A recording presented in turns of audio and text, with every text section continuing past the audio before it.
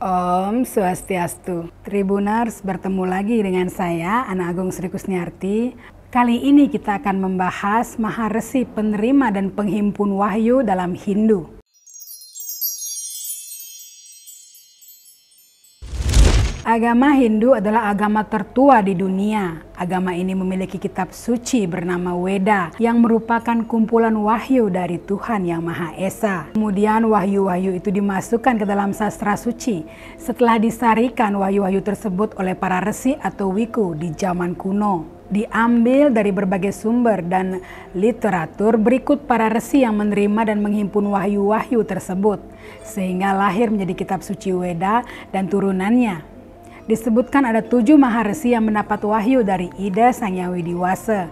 Di antaranya adalah Maharesi Gerta Samada. Beliau banyak dihubungkan dengan turunnya ayat-ayat suci Weda Kerutama Rigweda Mandala 2. Kemudian Resi Wiswamitra yang dihubungkan dengan ayat-ayat Weda Mandala 3. Maharesi Wamadewa yang dihubungkan dengan turunnya mantra-mantra dalam Mandala 4. Lalu Maharesi Atri dikaitkan dengan turunnya mantra-mantra dalam Mandala 5.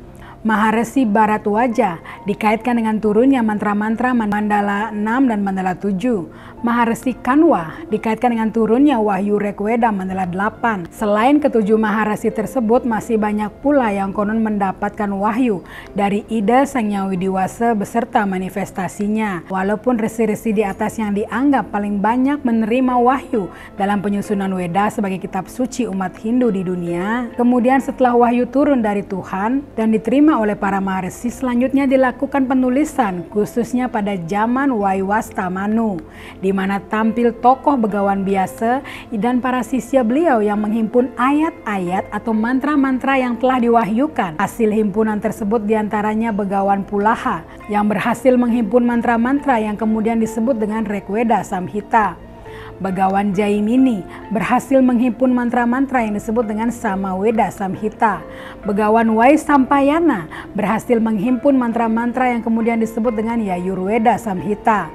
Serta Begawan Sumantra berhasil menghimpun mantra-mantra yang kemudian disebut dengan Atharwa Weda Samhita. Weda sendiri berasal dari bahasa Sanskerta yang berarti ilmu pengetahuan. Weda sebagai sastra suci diyakini sebagai sastra tertua dalam peradaban manusia hingga saat ini ya Tribuners. Pada masa awal turunnya wahyu, Weda diturunkan diajarkan dengan sistem lisan atau dalam pengajaran dari mulut ke mulut.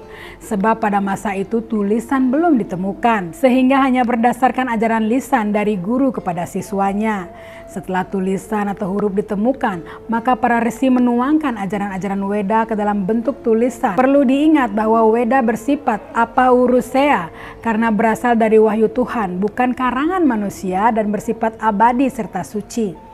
Kemudian Maharesi biasa menyusun kembali Weda dan membaginya menjadi 4 bagian utama, yaitu Rigweda, Yayurweda, Samaweda, dan Atharwa Weda. Semua ini konon disusun pada awal zaman Kali Yuga. Nah Tribuners, demikianlah pengertiannya. Semoga memberi pencerahan. Akhir kata saya tutup dengan Parama Santi. Om Santi Santi Santi Om.